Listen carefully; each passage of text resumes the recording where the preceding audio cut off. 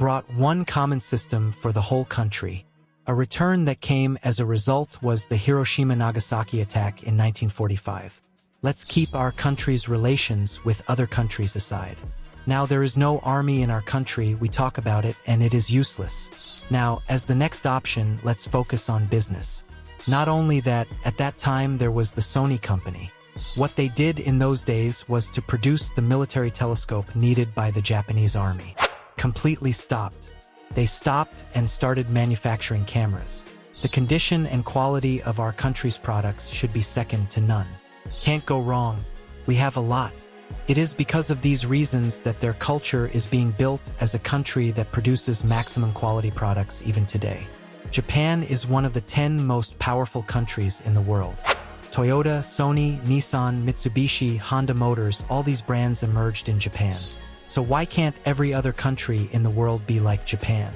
Those unsuccessful countries will be able to take a lot of tricks from this Japanese case study today.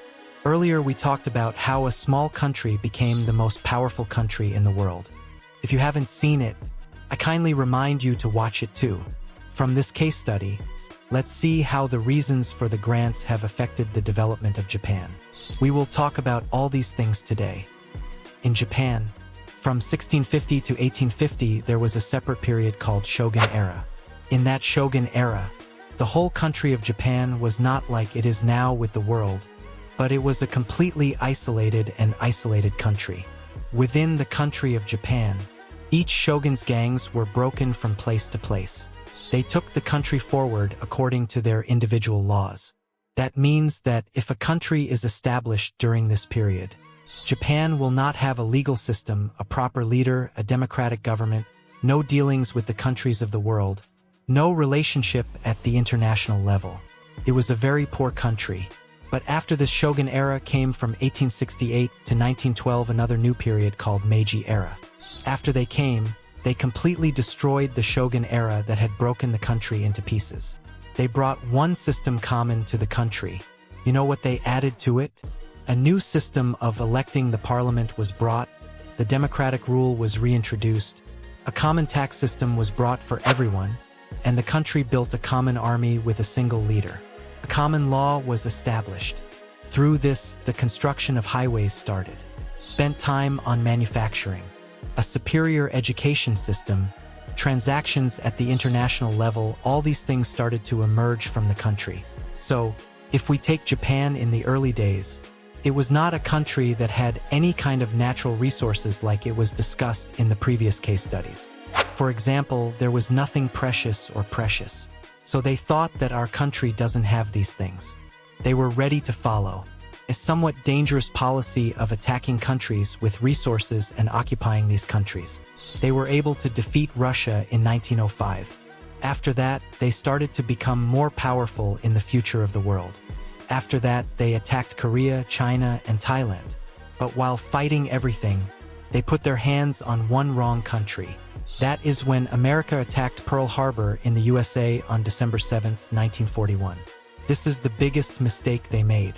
As a result of that, a return was the Hiroshima Nagasaki attack in 1945. Because America did not want to become a country that was beaten by the Japanese country that came from nowhere. They wanted to show them the problems they would face if America got involved. This is why atomic bombs are also being dropped.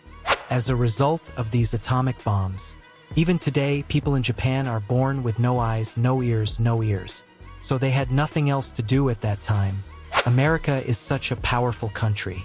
They surrendered. America wanted to make the most of this time. As America said, "We forgive you as a Japanese country, but you cannot raise your country's army again. It should be completely removed from their country. We will provide the protection that their country needs. They cannot invest in an army again." So because Japan had nothing else to do because they lost to America and had nothing else to do, they also liked this option and they completely removed this army from their country. So, Japan has had a good experience in international markets since it fought in the First and Second World War. That's when the Cold War started between the capitalist country called USA and the communist countries like Russia, China, and Korea. Now, during the Cold War, Japan was very smart. Now they understand. Now they think. Are we supporting America now? Or support communist countries? They supported America. They say that by providing this support, America has an advantage and we also have an advantage. Do you know why? Japan is a relatively small country. They wanted to export their products to America and build a good economy that could capture good international markets. That's why you can't make America angry.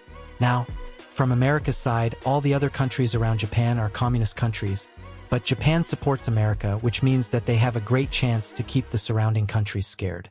Then this is beneficial for both. After all, they lost their army as well.